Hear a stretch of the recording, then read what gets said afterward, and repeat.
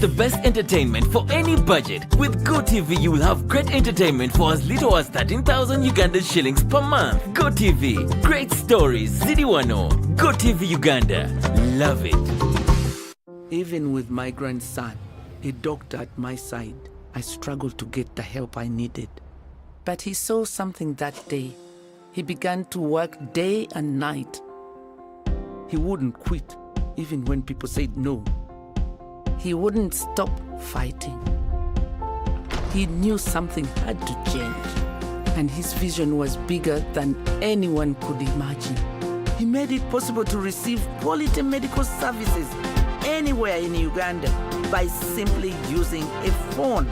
This is a story of a regular Ugandan just like you, who harnessed the power of technology to provide a solution for us.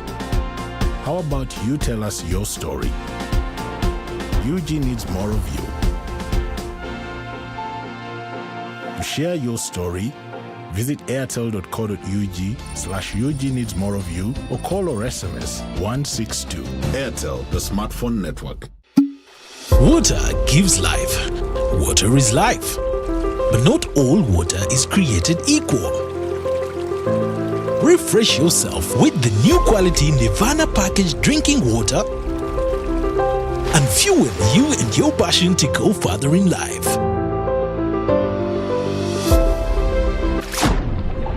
Visit a shop near you and grab a 250 ml at 500 shillings, 500 ml at 1,000 shillings, 1.5 liters at 2,000 shillings, or the 20-liter jumbo bottle at 19,000 shillings. Nirvana is a product of Crown Beverages Limited, the makers of Pepsi products.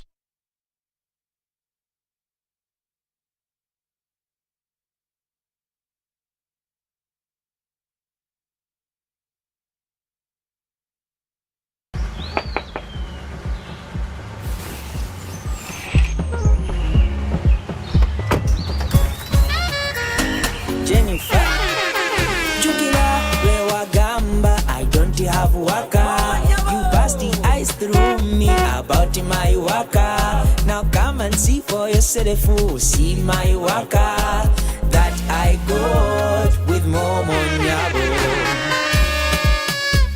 Jambola be waka, look at you waka,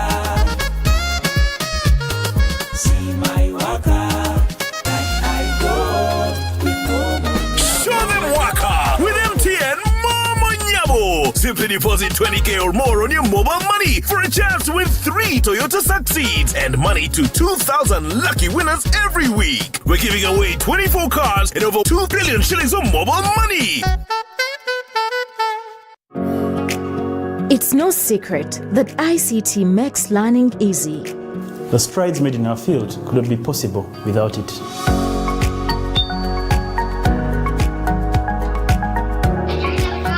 And now we can watch our favorite show. My radio is my best friend. UCC provides an enabling regulatory environment and policy guidance for healthy competition. We also facilitate ease of doing business in the communications sector through licensing, standardization, spectrum management, tariff regulation, rural communication development, and consumer empowerment. An informed consumer is an empowered consumer. UCC supports local content and innovations. Driving the development of a robust communication sector in Uganda is Uganda Communications Commission. Be alert! Do not share your Airtel Money PIN number with anyone. Airtel Uganda employees will never ask for your Airtel Money PIN number on call, SMS, or by email. All SIM card registrations, SIM card verifications, or SIM swaps are done at clearly branded Airtel shops and not on phone. To report any fraudulent activity, please call 100 immediately. The official calling number for Airtel promotions is 0200 100 100. Stay alert on Airtel Money. Instant, secure, borderless. Mirinda.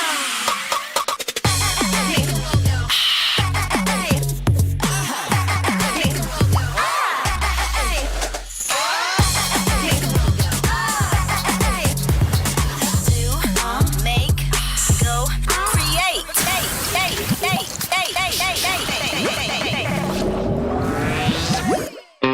yourself an ice-cold bottle of Mirinda Orange at any shop or supermarket near you. Mirinda Orange, the taste that makes you go OMG.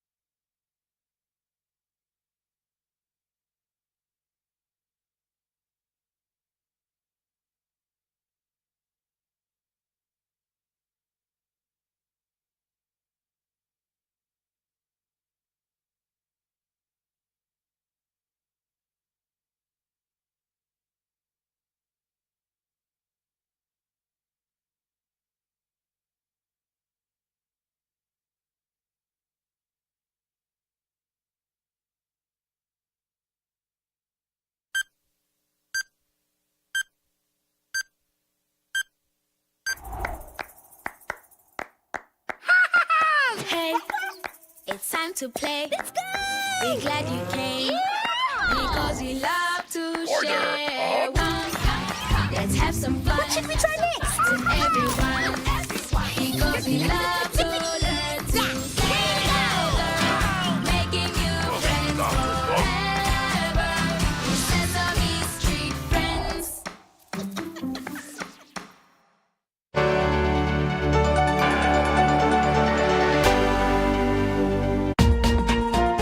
On UBC, brought to you by Keep the lights on. Use Airtel Money to pay for all your Yaka bills conveniently. Open the My Airtel app to buy Yaka units. Airtel Money. Simple, secure, borderless.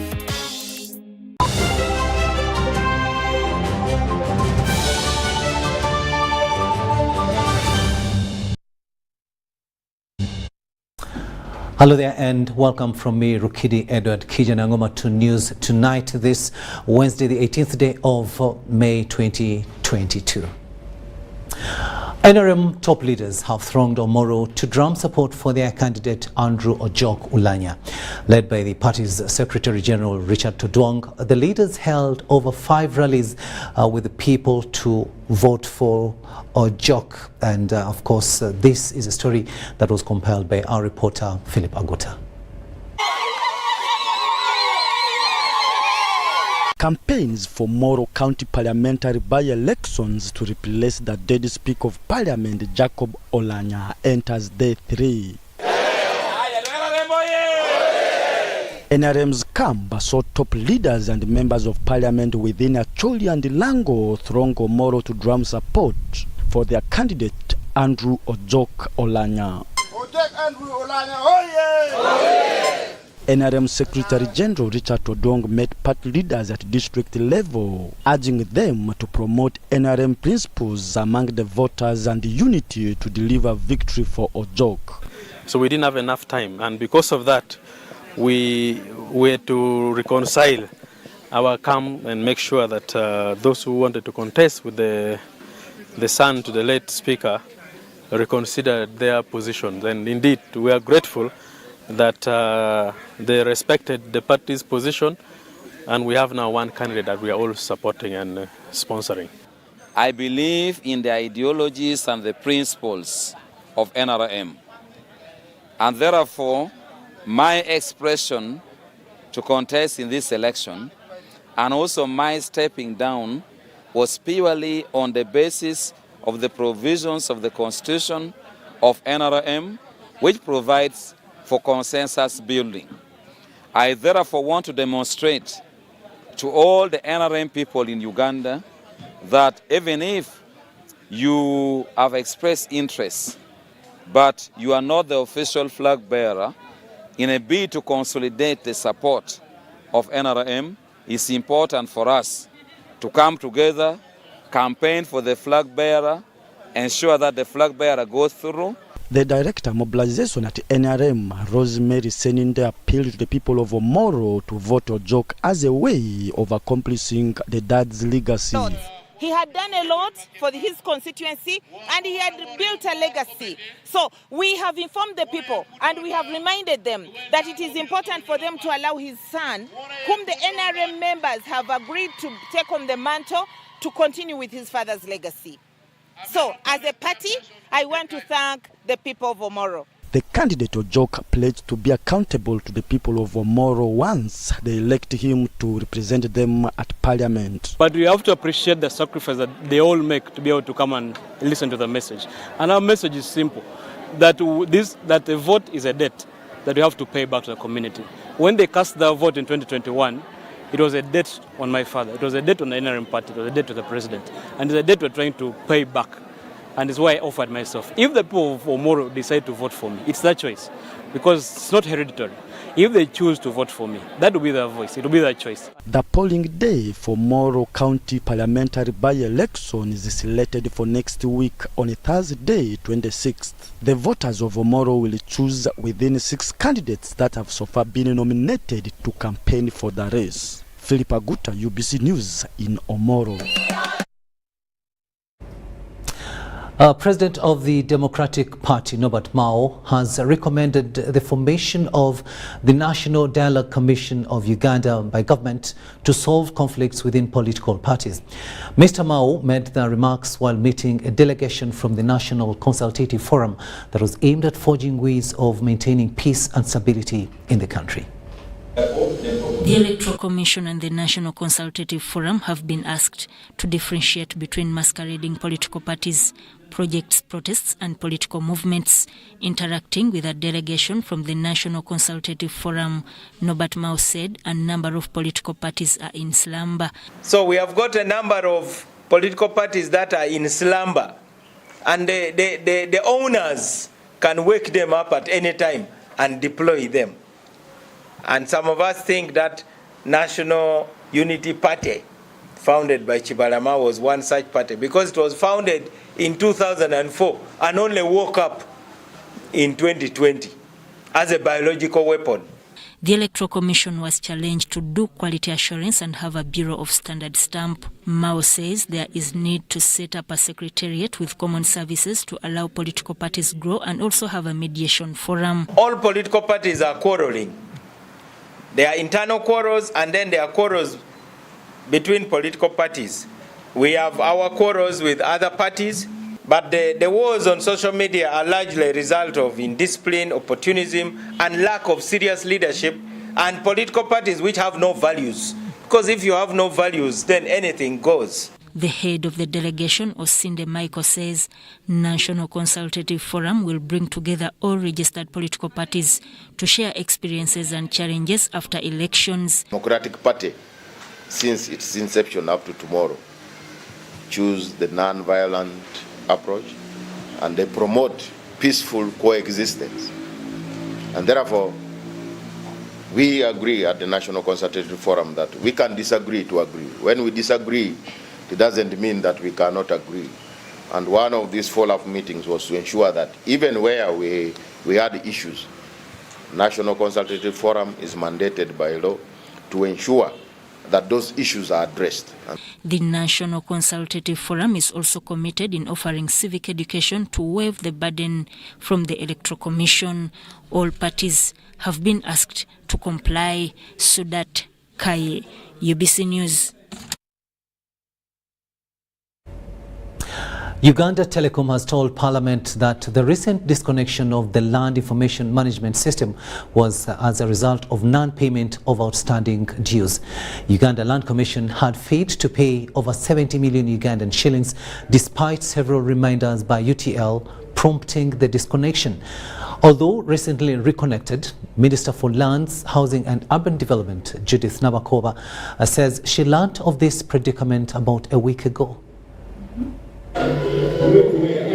Finger pointing. We don't know what they are doing. Accusation. I wasn't informed. And counter accusation. Of the misconduct of the chairperson over time. This is what transpired at Parliament as the Committee of Commissions, Statutory Authorities and State Enterprises met. the Uganda Land Commission. Members of the Commission wonder whether her act of stopping access to National Land Information System was intended. COSASE, as it is popularly known, was here to, among other things, interrogate the manner in which Uganda Telecom disconnected the land information management system. And once the system is off, you are operating in the dark, so thuggery can happen, fraud can happen, land can be, given to whoever, and so on and so forth, without a proper track, because there is no inventory, there is no connection to the land information system. It turned out that the reason was non-payment by Uganda Land Commission. The outstanding was 78,844,213 shillings as at 28th February 2021. The denial of knowledge over the same by Minister for Lands Judith Nabakova and Interdicted Land Commission Chairperson Beatrice Nyakaisiki-Biencha nearly caused a storm. I had not known. I knew that they were already on the system because I thought they were dodging to go on the system. I had been guided that the the national inventory doesn't concentrate on the ULC land. So we should try to deactivate since we are preparing to upgrade. And then when we have done that, we incorporate something that addresses the land of Uganda Land Commission. Fighting the chairperson maybe are fighting it is really very disappointing. I don't know whether the minister knows that these people are putting her in trouble because they are using her to fight the battles which she may not even know. None of them knew that these people were demanding them, and they are continuing telling us that it is the chairperson who ordered for the disconnection when those people said they disconnected because of their payment. Members of Parliament later discovered that the commission members were undermining the authority of the minister. I was in ICT. I had UCC. UCC was powerful, but not at any one time did they say that the minister has told us to do ABCD. We are not going to do it. But this commission, it is somehow semi-independent.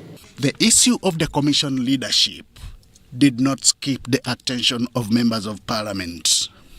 Beatrice Biencha's wars date back to the ministerial days of Betty Olive Kamya, who is the current Inspector General of Government. We want to see action, especially with this commission, because there's a lot of things really this is embarrassing. To acquaint themselves with what exactly became of the commission leadership, the committee is set to meet IGG Betty Olive Kamya on Thursday. Henry Okurut, UBC. The Uganda Security Printing Company, USPC, a joint venture between the government and the German consortium Veritas, has today launched a groundbreaking of the security printing factory for Uganda with the aim of printing local currency and related security documents such as passports and licenses and driving licenses, among others. While commissioning the groundbreaking, the Minister for Presidency, Millie Babalanda, said that this will be a great opportunity for the country since it will enhance the revenue and curb on the foreign exchange outflow. This was communicated at a function held at the Uganda Printing and Publishing Corporation offices in Entebbe. With the aim of reducing on the foreign exchange hemorrhage and increasing on the government revenue, the Uganda Security Printing Company, a joint venture between the government and the German consortium Veritas, has today launched a groundbreaking of the Uganda Security Printing Factory with the aim of printing local currency, passports, licenses, land titles, among others. The groundbreaking of the security printing factory was commissioned by the Minister for Presidency, Millie Babalanda. The factory Minister Millie Babalanda commended the works of the Uganda Security Printing Company and is optimistic that this factory will save Uganda foreign exchange outflow since it will be printing various security documents and local currency. We're spending a lot of money to print security documents abroad because we lacked the capacity to do so in Uganda. One of the opportunities for the government to benefit from this investment. Government security related documents such as passport, but it is also aimed to print Uganda currency in the long run. Minister Babalanda also urged Uganda Security Printing Company to ensure that this factory provides jobs to Ugandans. Our factory should provide jobs to our young people with the relevant qualifications, especially in IT and other engineering fields. It's the only way we can address the unemployment problem in the country. However, the Chairman Board of Directors, Uganda Security Printing Company, Professor Muhammad Ngoma, enlightened that the factory will bring services closer to the people than ever before. Factory eno tusuubira nti ejja kuwa abantu 300 emirimu egya buliwo or the direct jobs. Naye ng'emabega kwekyo waliyo emirimu emirala egiri indirect. Kati eyo gye tuyita multiplier effect ejja kuba y'amaanyi nnyo nga factory eno etandisa. Although there are some challenges experienced in the birthing of this project, there are some milestones that were achieved. So far, tuyina office Mbale, tuyina office Mbarara, tuyina office Gulu. Kati tugenda kuddako Arua ne Jinja, mpola mpola tujagenda nga tugenda ne mu bifo ebyenjawulo. Some of the stakeholders, including Uganda Printing and Publishing Corporation and the German Veritas, are optimistic that the construction of this factory will make Uganda's printing a top-notch. The security printing factory, which will be completed in 18 months by the National Enterprise Corporation, NEC, will cost 41 billion shillings generated from the internal resources of the Uganda Security Printing Company. Nantong Rebecca, Tanaba Kenneth, UBC News. Ministry of ICT and National Guidance needs $600 million to develop the ICT infrastructure in order to have internet coverage across the country. During the validation exercise of drafting the national guiding policy at the ICT hub in Nakawa, the Commissioner, Ministry of Information Communication Technology, Moses Watasa, said this will greatly boost internet accessibility and affordability. The Ministry of ICT and National Guidance has asked Ministry of Finance to give them more funds to facilitate the development of ICT infrastructure across the country. The government is going to put about $600 million in the next about 5 years. But what happens now, the policy is going to be mainstreamed into work plans for government like Ministry of ICT. We are going to pull out. You wouldn't implement a policy at once. James Chewalabye, Chairman NITAU, says the national guiding policy being validated will help develop ICT infrastructure. Chewalabye also appealed to government to reduce on the taxes levied on IT gadgets. If you want people to be able to access government services on the internet using their devices, phones, computers, and so on, then you at some point have to ask yourself, is the tax regime, is it progressive? Is it allowing our people, is it allowing us to achieve what we want? Other stakeholders say this policy will ease their way of executing duties. That's why we have to go to the formal education sector, so that by the time through this policy, government thinks to reform the education sector, so that these digital skills are developed much earlier. The moment you start operating the control panel, it will tell you, welcome to bank ABCD, orderly. It will tell you to insert your ATM card. But when you now start pressing the numbers, it will not tell you. So you will not know what you are going to operate, and then it will only thank you when you remove. Please remove your card. Now what have I done between insertion and removal? Benefit from the functional literacy programs if they came to us, and to trickle it down to the soldier down at the lowest level in the barracks. The national guiding policy is a 5-year plan and expected to be implemented in 2023. Irene Faith Nantongo, UBC News.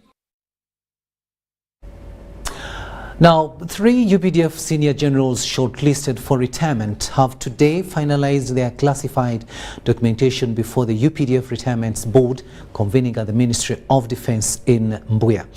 The board is in charge of scrutinizing classified documents of the 49 generals before a final list of those to retire is handed over to the President, who is also the Commander of the Armed Forces, General Yoweri Kaguta Museveni, to endorse their discharge from the Army to the Reserve Force.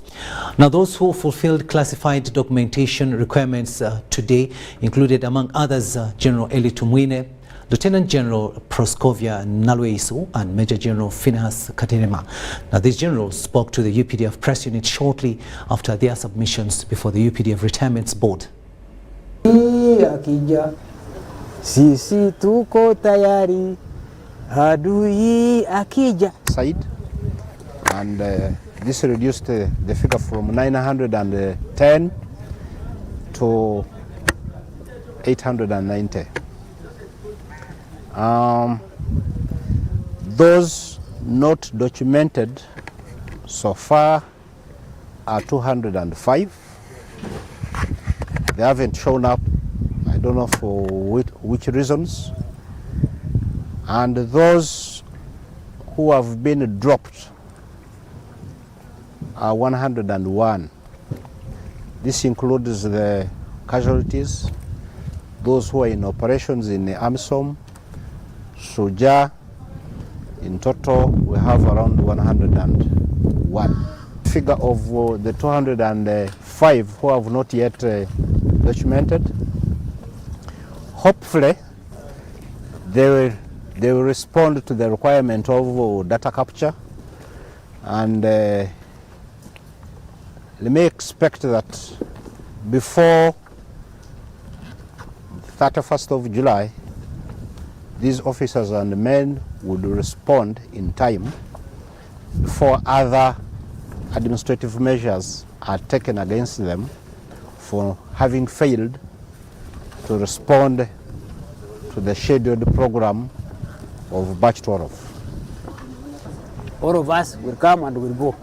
But at least the foundation for Uganda to stabilize and to move forward is because of the UPDF.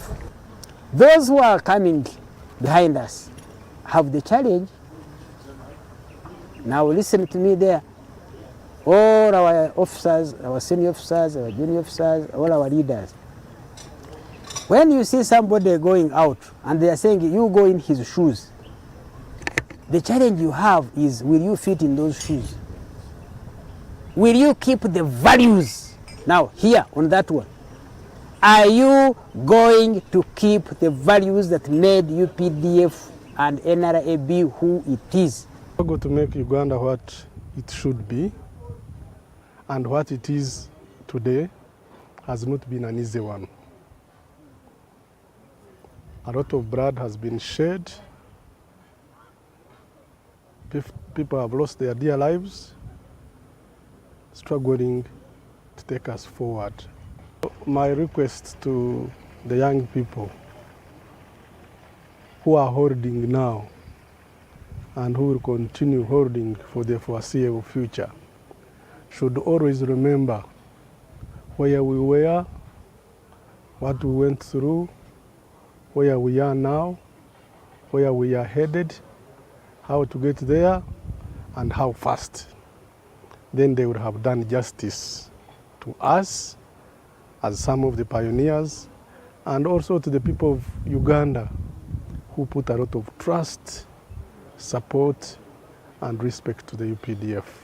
So as we leave the UPDF, as we leave this tent and go, we are not going to sleep, to disappear, but to contribute in many, many other useful ways for the benefit of the country.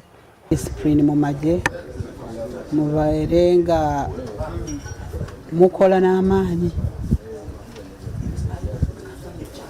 capability gy'olina girage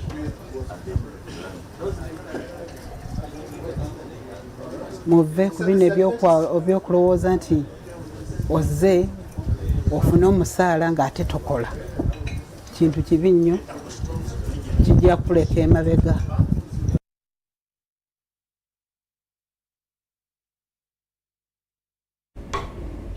Very, very important messages there from those generals who are about to retire from the army. Now, the Minister for Finance, Planning and Economic Development, Municipal, has urged Ugandans to adopt the savings culture so that their lives can change in the long run. This was during a media briefing at the Media Center here in Kampala, where he met with officials from the Capital Markets Authority, Uganda, who were updating the public about Uganda's milestone on the collective investment scheme. Much as it is a concept not understood by majority of Ugandans, the number of collective investment savers in various schemes like treasury bonds, investment clubs, family and pension schemes shows that citizens are gradually appreciating the need to save. I'm reliably informed that there are 32,998 Ugandans who have already decided to save through collective investment schemes by opening accounts with the 5 licensed collective investment scheme managers, an improvement of 22.5% from 26,936 in the space of 3 months. However, we can do a lot better. According to NDP3, various targets for all public financial organs were set in a bid to increase the financial base of Ugandans.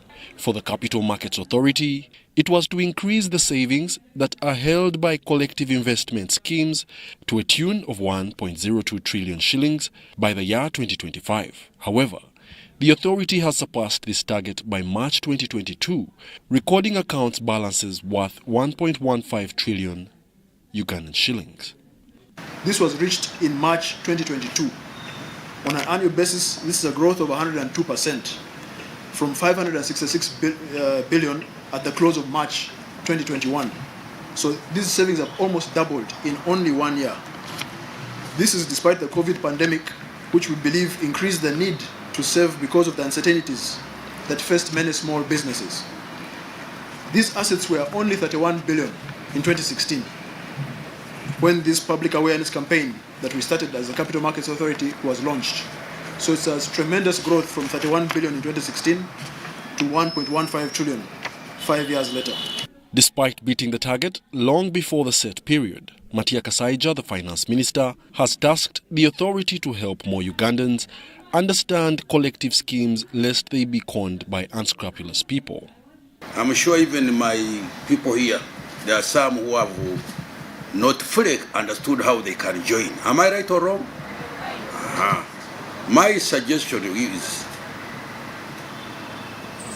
let's get a seminar in a big hall and you invite these, because these are our mouthpiece. They are the ones who are going to go to spread the gospel. If anyone is promising you a return on your investment and they are not licensed by any regulator, please run as far as possible from them. You should only invest through a licensed operator. So the first question you should ask anyone who is purporting to invest your money on your behalf is whether they are licensed, and they need to show you the fact that they're licensed. The Capital Markets Authority is the statutory body responsible for regulating and promoting the development of capital markets in Uganda. Wadulo Makanold, UBC News in Kampala. Now, the police crime report for the year 2021 has indicated a general increase in crime, and it is said that it rose by about 0.1%.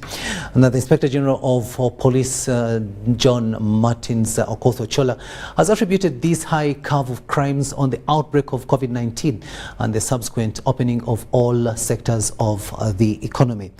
IGP Ochola was launching the 2021 police crime report at police headquarters in Nagoro. We have more in this story. Into the crime analysis.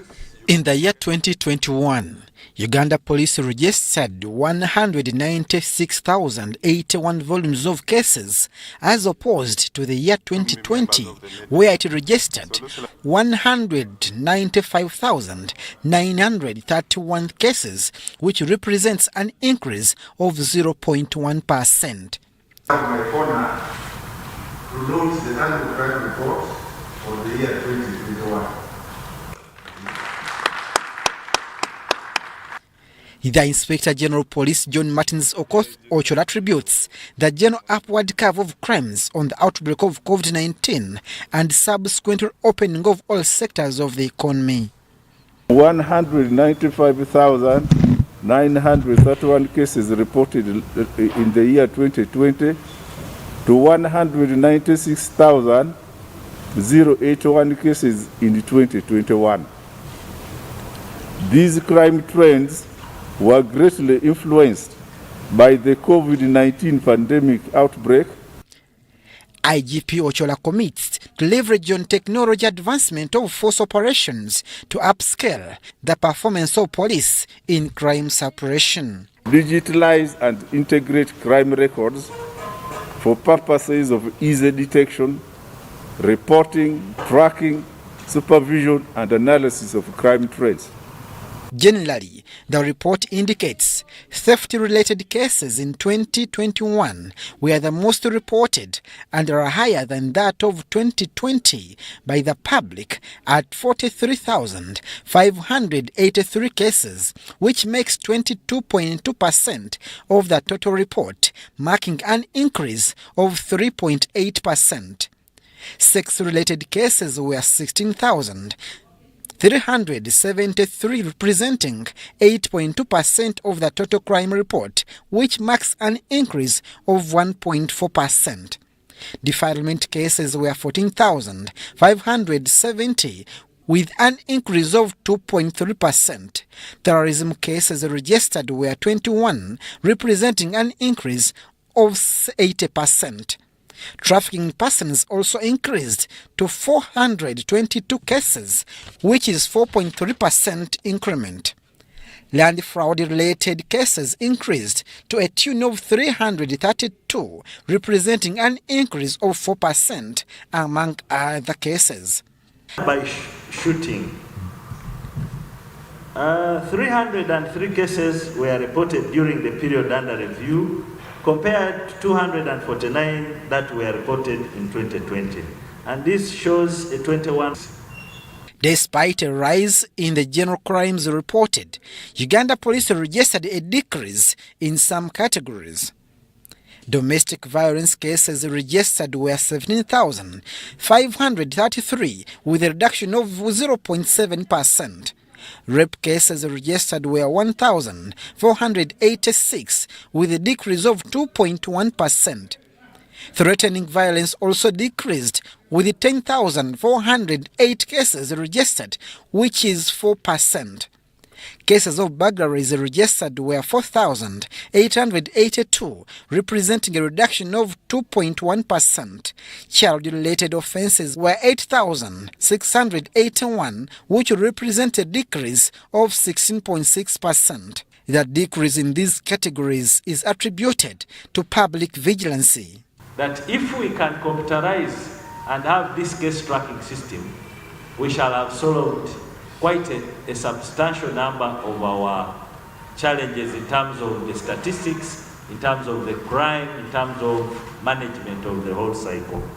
Inadequate budget, lack of a digital tracking system, and some external factors still hinder operations of the force. So there is an effort to see how we can have a centralized database which can tap or listen to these various databases. The crime report recommends development of a centralized database at CID headquarters with links to all key databases like NIRA, Passport Office, Driving License Office, Motor Vehicle Registration Department to ease investigations. Abdul Nasser Lubwama, UBC News. Traffic and road safety recorded a raised curve of road traffic crashes in the year 2021 with 17,443 incidents compared to 12,249 accidents recorded in the year 2020, which represents an increase of 42%. The Director, Traffic and Road Safety, Lawrence Nwabine, attributes 76% of the crash figures to reckless driving. Some road accidents are predictable, preventable if one carefully observes the road safety measures. This is according to the Director, Traffic and Road Safety, Commissioner of Police, Rollins Niwabine. This was at the release of the crime report of 2021. An increase in the fatalities on our roads. Those road users that died using our roads, the number increased. Motorcyclists take the lead in both cause and involvement in accidents. The Directorate points out reckless driving and non-observance to the road safety measures by the cyclists and other road users as the major cause of road carnages. However, when you consider reckless driving, the motorcyclists take the lead.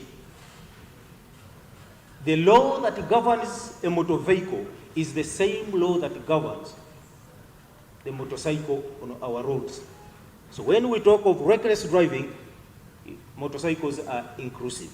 In general, the Traffic Department recorded 4,159 road accident victims, and in these, 200 were drivers, 1,390 motorcyclists, 180 pedrocyclists, 528 passengers died on motorcycles, 64 passengers died in light omnibus, 13 passengers died in medium omnibus, 16 passengers died in heavy omnibus, while 384 passengers in other vehicles and 1,384 were pedestrians. However, the Directorate also noted a reduction in the number of fatalities for other road users. Using the severity index, you will find that out of 100 people involved in a road crash, around 38 of them, chances are that they will die. December recorded the highest crashes, followed by October and November. Lydia Chomkama, UBC News.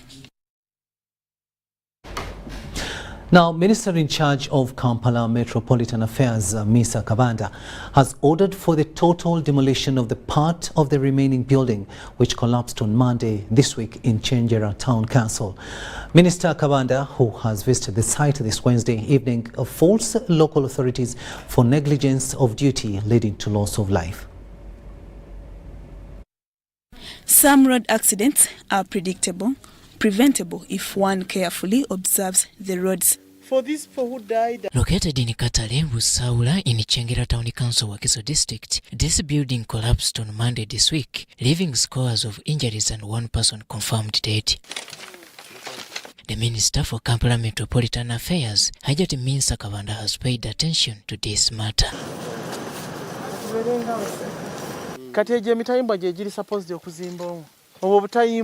That's why I want to bring in my inspectors on ground. Flanked by Chenjera Town Council Mayor Matthias Walukaga, the minister has this Wednesday visited the site. Nzaka mwendi tutandika okunoonyereza naye ono ali innocent onoba otwala waasi ya mkamao mami nze sina simu kubana ono omwezi sinabagumalawo. I'm not so happy with what took place, so I had to come and do a real site visit to this building.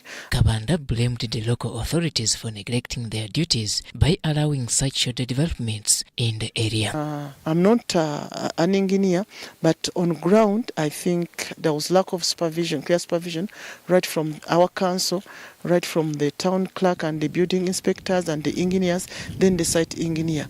On site, we've not met anybody here, so that means they know what they did and they have disappeared. It's not true. The technicals were not informed about this building, the town council at large. We are not informed, and it has been going on illegally. And the owner is on run. With its owner and the site developers now on the run, the minister has directed for the demolition of the Standing Rains building. So we've instructed that they should look for the owner of this building. They should give us a report as to what took place and why it is like this. Then after 2 weeks we shall come back for another site visit and we give other directives. We've tried to look for her. She's nowhere to be seen. She's on run. But as Town Council, the ministers visited us, and our resolution is to break it down. Minister Kabanda and government at large, however, continue assuring members of the public that they will do whatever is possible to avert such incidents. Robert Onyango, UBC News. We are giving Machinde Sabagabio Municipal Council leaders have been in a verbal war, accusing each other of corruption, negligence and mismanagement of government funds. The war sparked off amidst a visit of Minister of State for Economic Monitoring, Peter Ogwang, while inspecting various government projects in the Municipal Council in Wakiso District today. Ogwang says the leaders need to first undergo induction lessons before serving the nation. Take a watch. Minister Peter Ogwang Wednesday morning paid a monetary visit to inspect and evaluate different government projects in Machinde Sabagabo Municipal Council. Ogwanga first met the Municipal Council leaders, among whom were the Municipal Mayor, the RDC Wakiso District, Deputy RDC Machinde, the Town Clerk, security personnel, councillors, to mention but a few. In his speech, Machinde Sabagabo Municipal Council Mayor Godfrey Semwanga, commonly known as Kabuzi, reported to the mayor the increasing levels of corruption and embezzlement at municipal council leadership. It comes to my council, if you don't pay, some don't even sit in the committees. Making a long line of people, and I'm alone. Proof, one of the political leaders here went and stole their money, telling them the mayor is going to make this road for you. However, the councillors refuted the accusations by the mayor, turning against him for all the mess in the municipal council works. Why is the local revenue still too down? And the sitting mayor, Engineer Semwang, in report, was bragging that it is during his tenure that revenue is rising up. But I authoritatively tell you that it is him, when he was the division chairperson, who incited the community not to pay that particular tax, informing them that it is illegal, irregular. This service, that's why the youth have failed to take up this money. Youth group that has requested for 15 million under YLP. These government officials, first ask for a commission of 5A. Minister Ogwanga inspected the toilet built at the municipal council at an inflated budget of over 80 million shillings and was obviously infuriated. We're still organizing the BOQs as the projects you listed. Ogwanga warned all politicians not to interfere with his monetary work and vowed to crush the so-called big fish who misuse government funds. I call upon my colleagues, particularly the political leaders, that what I'm doing is my mandate. Ogwanga also inspected the 5-kilometer Chikajo Road project, which is still under construction. Ogwanga says there is need for local government leaders to undergo induction training before they can be recruited for government services. There is need for induction for these local councillors because I've noticed that they do not know what their roles are. I'm Ivan Juko for UBC News.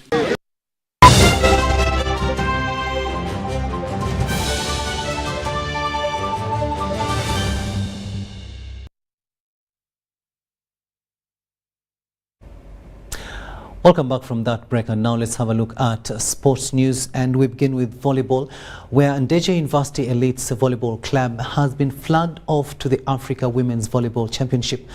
The tournament starts this week in Tunisia. John Ban Sentamo gives us more. A 12-player Ndeje University Elites volleyball contingent has been flagged off by National Council of Sports Assistant General Secretary David Katende to the African Women Volleyball Championship that starts on Saturday in Tunisia. As this team goes out there, we want to wish it well. You know, they have worked hard for this, and that's why they were able to achieve it. We want to congratulate university for being the lead university in the promotion of sport in Uganda. As government, we look forward to coming up and giving it a hand of support in the programs that they are pursuing in the promotion of sport in Uganda. Ndeje University won the right to represent Uganda by virtue of winning the National League with the experience Canada expected to propel the team to success. I'd like to thank Ndeje University management for the support. After COVID, things have not been the same. We believe playing in the National League and winning it was the first phase of preparations, and we think the team is competitive when we get to Africa. I think we are good to go.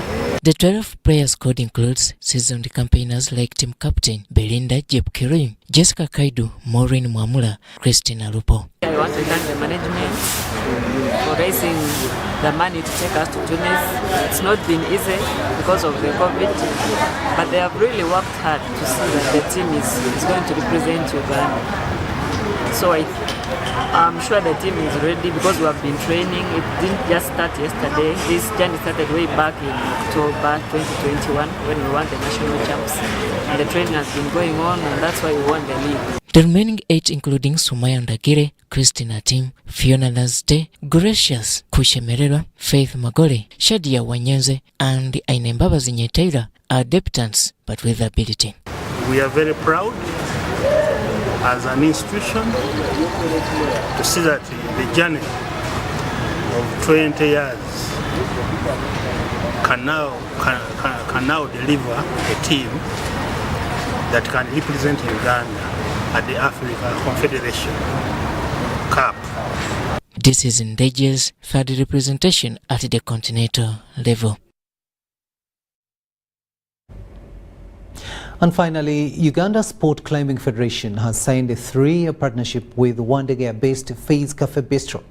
The partnership will see Faze Cafe be the official food sponsor and branding partner for the Uganda Sport Climbing Federation and also work on the content for the federation. The federation will work around the facility development, athlete development and technical course development. Faze Cafe Bistro is expected to handle all the financing. That involves climbing walls where there are grips, especially for young people. And we had started it in 2018, and then COVID set in and all sports were put down. But when they opened, we've also got a chance of having people support us, like Faze Cafe Bistro.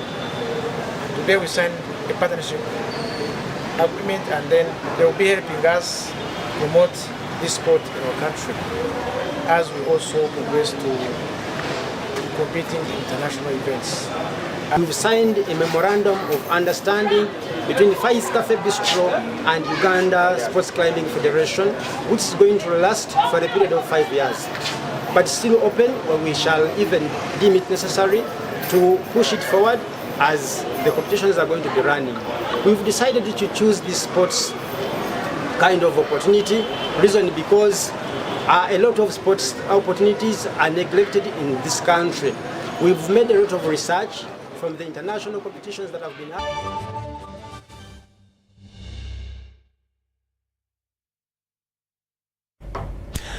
It is coming to 2 minutes to 10 in the studios of UBC TV, and we finally come to the end of this bulletin. Thank you so much for having kept us company. My name is Rukidi Edward Kiijanangoma, wishing you a blessed night. But up next year on UBC TV is Behind the Headlines.